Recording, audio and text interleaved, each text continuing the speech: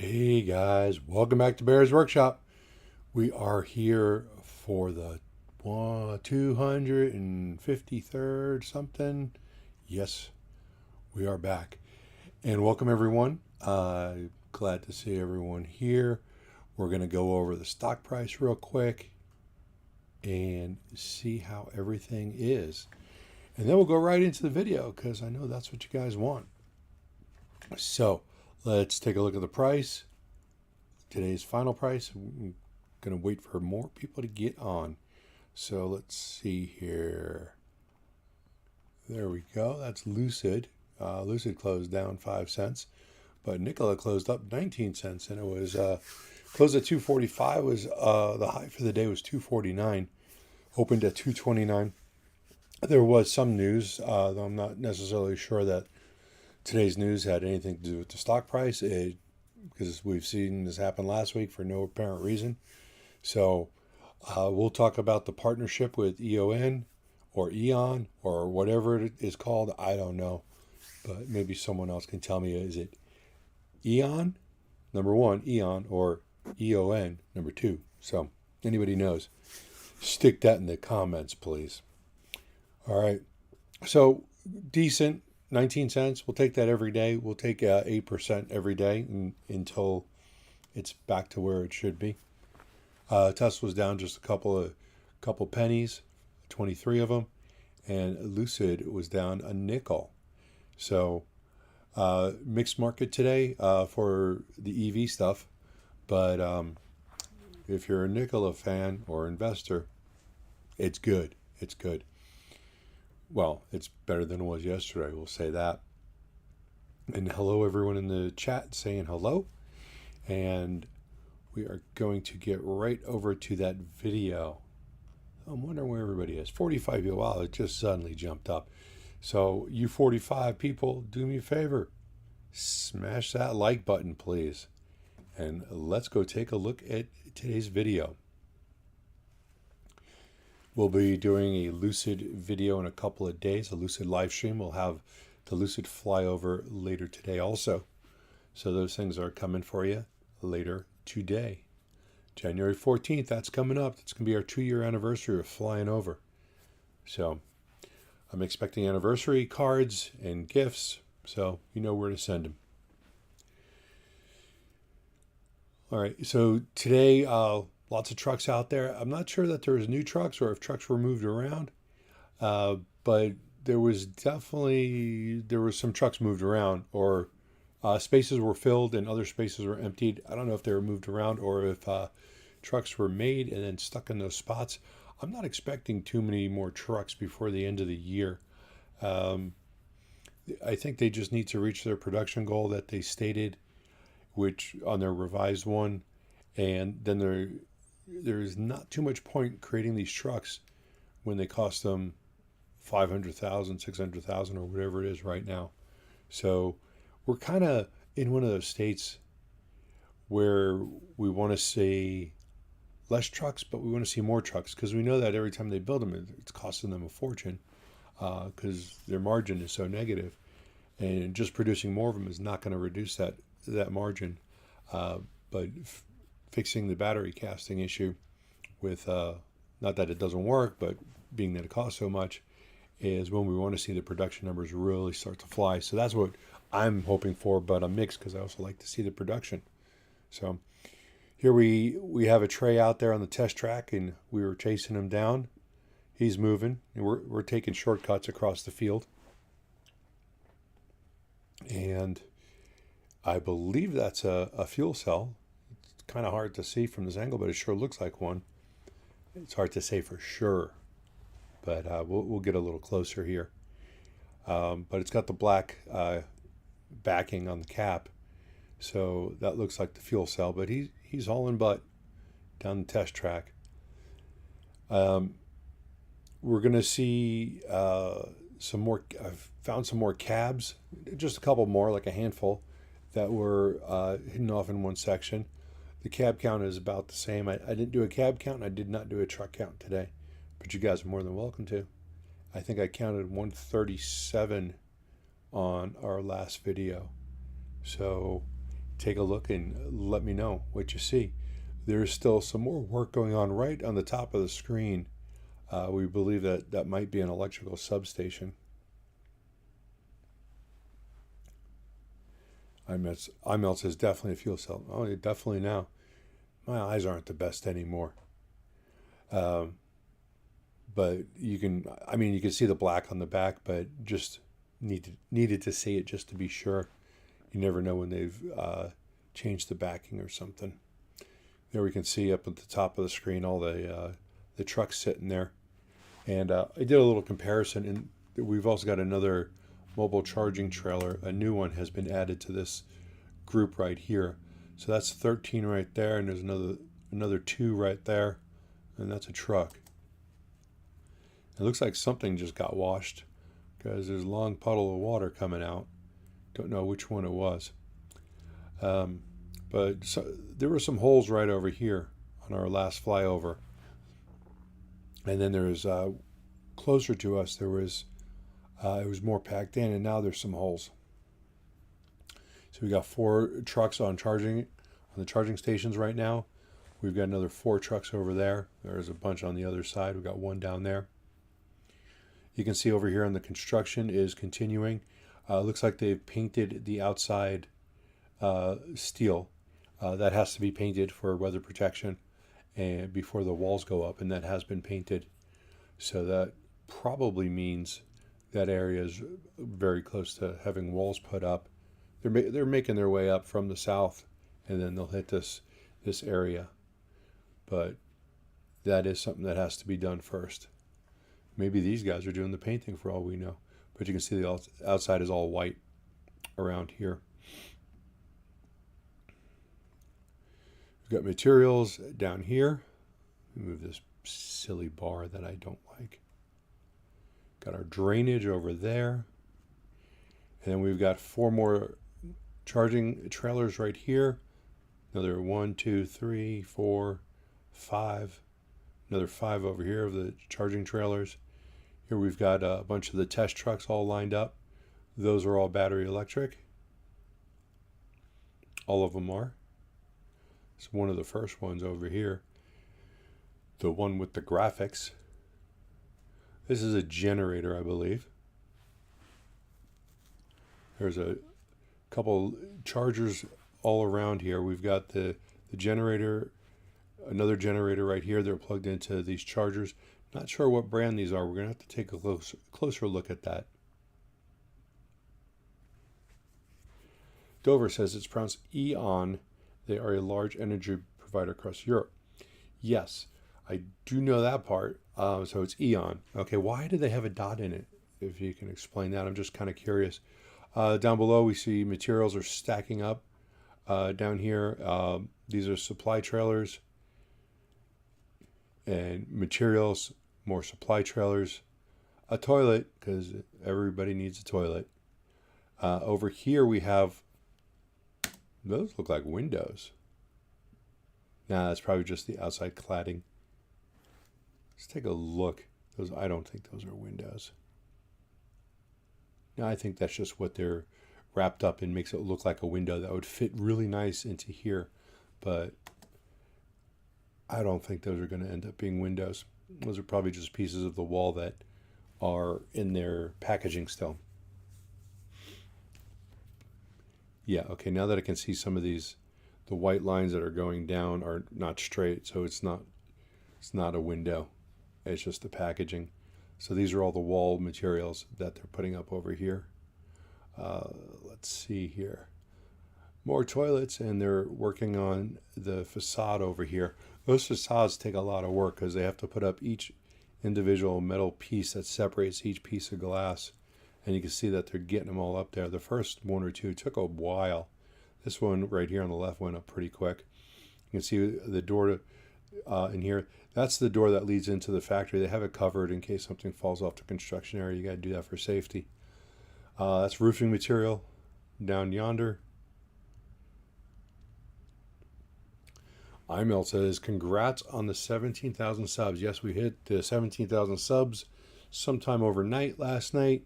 So pat ourselves on the back. We'd like to get 20,000 by the end of the year. That gives you guys a week. So if you're not subscribed, please do so right now, because I set an incredibly impossible goal. This over here, Hauser Road, you can see they're doing a lot of work. They're started to pave the area in front of the cattle farm over here, horse farm, horse not cattle, though they have cattle, but they've gotten one strip of it done, and you can see they're diverting everyone into the dirt. The rancher over here runs some sort of equestrian style ranch where I think that they train horses, and people bring their horses there all the time for different stuff. Daniel says Nikola is going to prove the critic wrong. I believe that they are. We need to get past this battery pack issue, and then I think we're going to be good. I'd like to see those fuel cells start, the production versions start coming out, and it looks like it's going to be next year, which I know that's just a week and a half away. It won't be January 3rd, but it looks like it's coming, and it's coming soon, because they can produce these fuel cell trucks on the same production line that they have there. Let's see, down here we see a lot of material storage. These are all frames. Not sure when these came in. They look relatively clean. This is all new material stuff. New material, old material. This is all the empty crates. I don't know what's wrapped up there. Could be anything from fifth wheel hitches to who knows what. That's their little area where they escape to, either to smoke or to, case of emergency, that's a meeting spot. Now we've got a bunch of trailers. The trailers are now lined up over here. They've been there for a little bit, but they took them out of that area where they were putting the new production trucks, because they needed the space for the production trucks. So, and also, speaking of production trucks, all of them lining up over there, within the next week and a half before the end of the year, I imagine a majority of those trucks are going to disappear somewhere and get shipped off. I still don't know why Nikola holds on to the trucks until the end of the quarter, but that's what's been going on. Here we have a couple more cabs over here. Don't know if there's anything different about these cabs, but we have 1, 2, 3, and we've got the cap for this cab right here. It appears to be off it, so we got another 4 over there. Still haven't seen anything going in or out of this tent, so we're just not catching it at the right time, I believe. And over here we can see all the other cabs that are waiting for production. We've got fifth wheel hitches over here. We got tires lined up. We'll get a little closer to that in a minute. George says he went to a rodeo at that horse ranch last January. It was pretty cool. Roping competition. Yeah, they always seem to have things going on there, and whenever we go by there, very active little place. It's very indicative of Arizona style stuff, where we've got a lot of horses and things like that, especially in the town that I live in. So here we can see a couple of the trucks. One of the trucks has the insignia for, I believe it's NFI Transportation is written on the side, and we'll see that here in a minute. That might have been one of their test trucks that they were testing last year, and I don't know how long they continued testing it, and we haven't necessarily seen that truck. We may have and not realized it, but that's it right there. It says NFI Transportation. It's operated by NFI Transportation on the side. It's got the Nikola badge on the side. So don't know if that came back from testing or how long that has been back. Tyler, we're going to talk about that E.ON stuff in a moment. Here we have a tray FCEV on a portable jacks. They can lift that truck up right from there, just sliding those jacks under, and up high, so they can get underneath it. Over here, we still have things kind of stacking up over here. We've got that one truck that has no parts to it, just a cab and a frame. And then some more materials that looks like they never got used. Now over here, we have the what might be an electrical substation. And we can take a look at this in a minute and see if we could recognize any parts. So in this area right here, they've put up a fence with the gate right here on both sides to keep out the bad people. We're going to try and get in there a little closer. And let's pause it right there. We've got rolls of what is usually wire. When you have rolls, there's usually wire that goes with it. We've got piping over here. That's the gray color that is used for electrical conduit. So it kind of goes along with the electrical substation thought process on that. And I don't know what these boxes are over here. Let's see here. Maybe. Nope. To say on the side of this. Oh, we can't read that. We need to be able to read that on our next flyover. If we could read that, maybe it'll tell us the name of the company that's doing the work, the contractor name. So here we've got the guys out here. We do have some pipes in various places coming out of the ground. We've got some here, some here. It looks like they're putting up some forms, maybe getting ready for some concrete work, possibly. We've got some trenching over here. So we're really just trying to decipher what they're getting ready to build here. And up here, if you look at this, that is a very large auger to dig some pilings that would go down pretty deep. So I don't know if they've already used it or if they're planning to use that real soon. But that's definitely what it looks like. So we're going to have to keep an eye on that.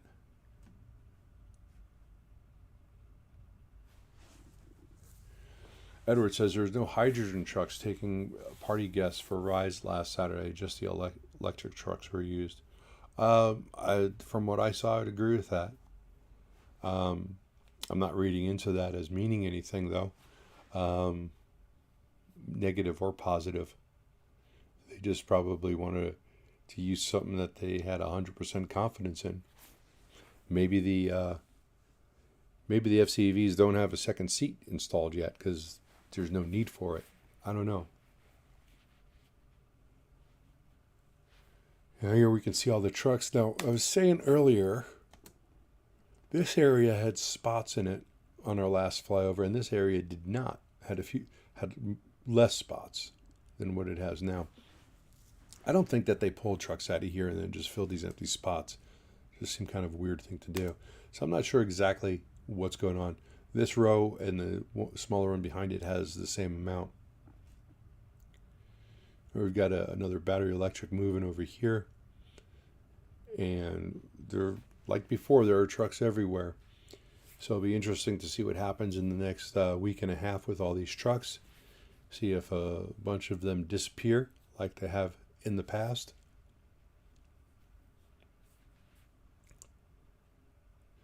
Nice day out today for flying. A little smoggy, I'm not sure where that came from because it was no wind today. But here we are backing out, and this is going to be the end of the flyover, which I'll restart for the people that are late to the show. And you people that were late, I need you to hit that like button for me. We got 48 likes on 90 people, so I know we can do a little bit gooder than that. So let's go ahead and hit that like button, and we can talk about E.ON. Before we do, though, I just put out a tweet. I don't know if you guys saw it or not.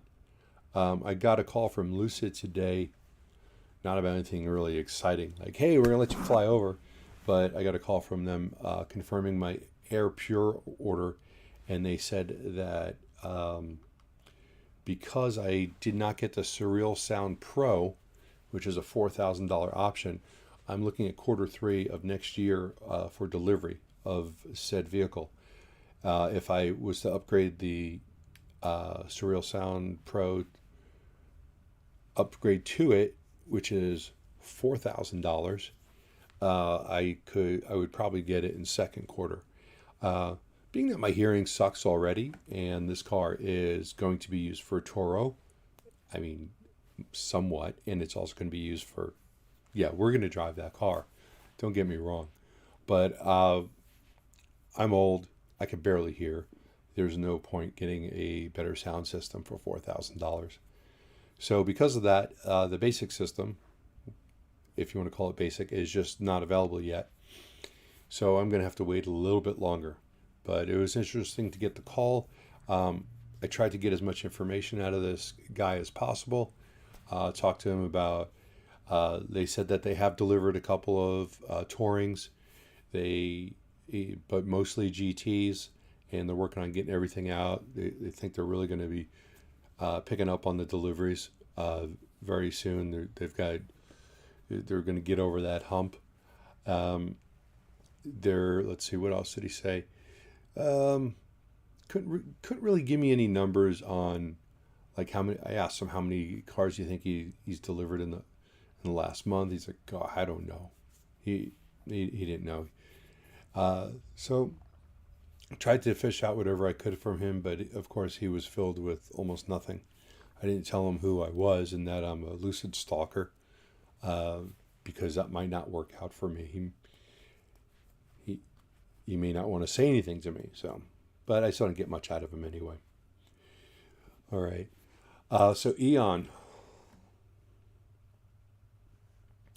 DCSR is starting to see more Lucids in Arizona than Rivians lately. I am seeing more Lucids, but I'm also seeing more Rivians. Tyler, I just answered that question. Did I tell him that I was Bear from Bear's Workshop? No, I did not. And I just didn't think it was going to help me, because he might have hung up the phone. So you never know. So Nikola and E.ON partner to combine sales of Nikola hydrogen fuel cell trucks with services and hydrogen fueling infrastructure solutions. Hydrogen will be supplied to operate up to 5,000 Nikola hydrogen fuel cell trucks by 2027.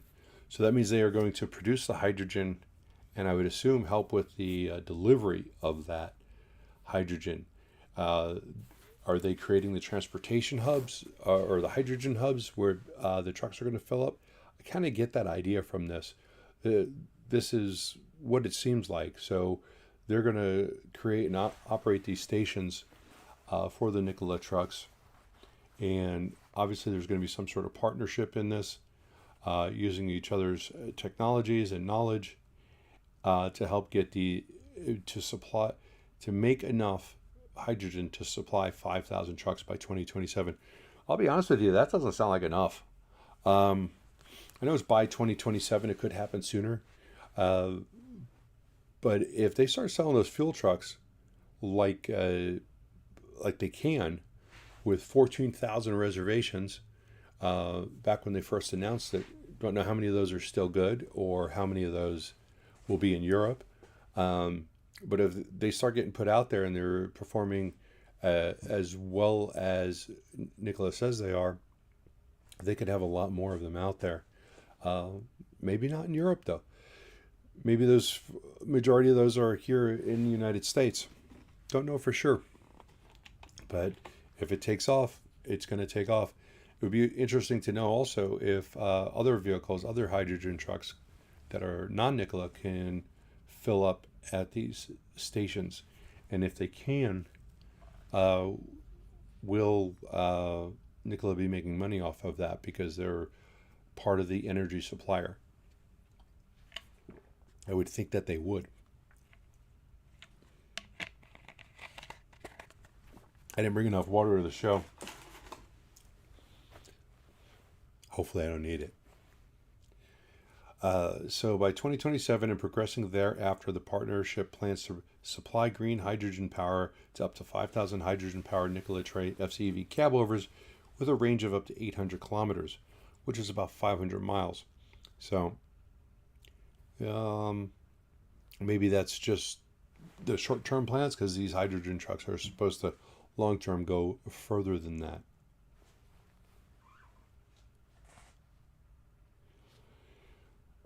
Tyler says it's possible that Nikola will also have their own hubs and refueling stations apart from the E.ON partnership. It is possible. I think it seems wise though to go through someone who's established in Europe and have them take care of all the things that need to be done from permitting, building, and things like that, because they're definitely going to be able to handle that a little bit better, just being more familiar with it. But there could be people here who are familiar with it. And speaking of Europe, did you guys hear about Mark Duchesne? And he is going to be moving to Ulm, Germany, and he's going to be CEO of a joint venture between Nikola and Iveco. I didn't quite understand what he's being CEO of, because that seems like it's a different company altogether. But he's going to be handling the some of the transition. Let me see if I could find that information real quick. Let's see, here it is.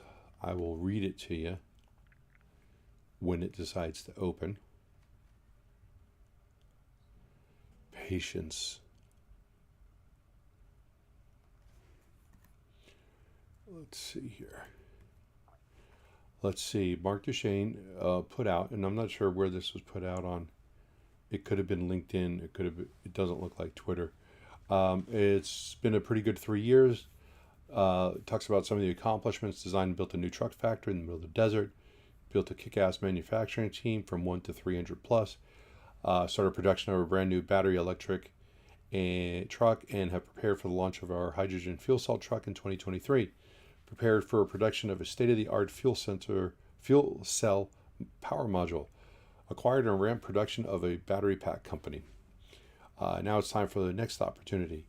And he's happy to announce that starting January 1st, Mark Duchesne will be moving to Ulm, Germany to begin a 3-year assignment as CEO of our joint venture between Nikola and our partner Iveco. This joint venture will build the EU versions of the electric and fuel cell trucks that we have designed. And thanks are given out to wife and family.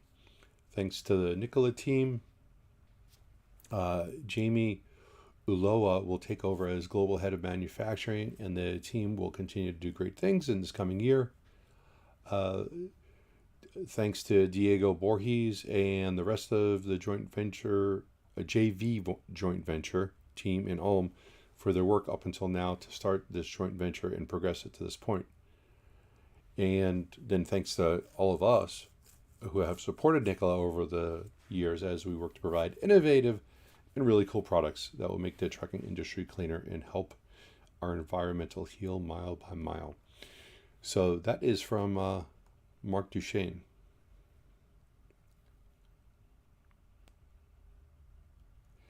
William says, did you see a picture of that Rivian truck that rolled onto a side in a field? I have not seen that. I'll probably run across it the next day or two. Mike is on here to just make up some nonsense that's not true. So we'll just skip that. Was that substation on Nikola property? If you're talking about the electrical substation that they were working on that we saw in the video, yes, that is on Nikola property. Nikola's property goes almost all the way up to the railroad tracks on the west side. There's the picture of the NFI transportation truck again.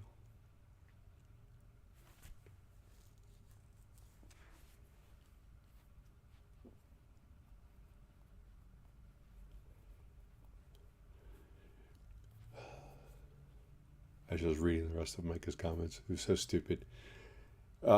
Micah just predicted that by January 3rd of next year, Nikola will have zero money left in the bank. You know, when people are predicting the end of the world, you never predict it for being like within the next couple of weeks, because someone, you're going to be wrong and you're going to get called out on it. So he just made a prediction that was a little too early. He shouldn't have gone with such a close date. Maybe he should have said 2024, not 2023, because he just gave Nikola 2 weeks left. Yeah, are we betting?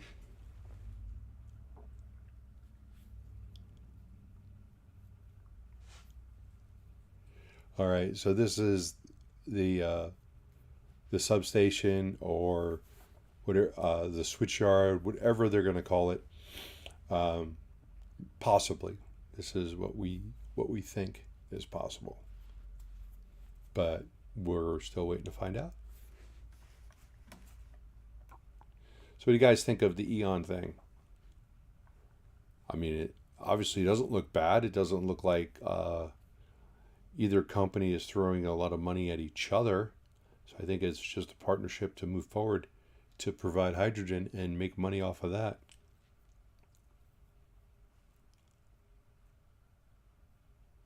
Yeah, 800 kilometers is about 500 miles, isn't it?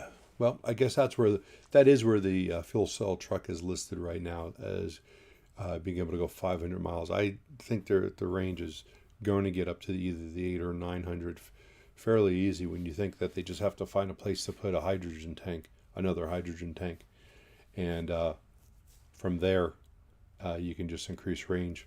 You get a maybe extend the wheelbase on another design, uh, put some more tanks on there. I don't know.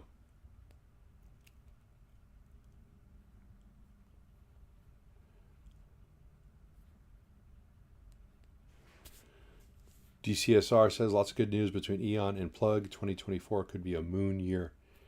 Yeah, it's going to make the difference. Start making those fuel cell trucks. I've got more confidence in the fuel cell trucks than I don't have a lack of confidence in the battery trucks, but I just think that there's going to be more applications for the fuel cell trucks. They're going to be lighter, so you're going to have a higher load capacity. They should cost less because of the fact that there's less battery packs, and they've pretty much got the technology to do it. They just got to tweak it to make it as good as it possibly can be. Those are my Patreons up on the screen. Thank you, all you Patrons. I appreciate your support. We had one guy whose name I didn't write down. He upped his Patreon account from Baby Bear to Papa Bear, and I want to thank him for that. Just don't have his name in front of me, so I apologize for that. Hydrogen fuel technology says Nikola should include radioactive tritium gaslight strips for the trailers and a 6-pack of deuterium, I don't know if I said that right, water, free with each tray purchase. All right. Maybe a hat and a t-shirt also. So anyway, guys, I want to thank everyone for being here. We're not going to quite drop you yet. You got any comments? Throw it out there right now. I said earlier, our next we're going to have a Lucid video later today, probably within an hour or so, and we are also going to be doing our next live stream later this week, Friday, maybe Saturday, which we will see which works better for the schedule. It is Christmas, so we'll figure out a good day for it, but we will be back later this week, and we will go ahead and bring you the latest. And we don't know what the work schedules for either site is for Nikola or Lucid, and whether or not they're going to be working through the holidays. So we will see. I really don't expect Nikola to be, just because I think they're intentionally slowing down production as they await the new castings for the battery packs, which still could take some time. But it doesn't seem to make sense to have people come in and assemble trucks during the holidays when they are costing as much as they are. I believe that the SUVs probably will cost more, but I could see them costing less to make in the long run with the -7 battery packs, though you have to throw in that fuel cell. So we'll see how it goes. All right. Well, we're going to call it at this point. I want to thank everyone for being here, showing up late. Again, it was fun. It was a good show. We had a good flyover. So I want to thank everyone and say goodbye. At this point, we'll see you later.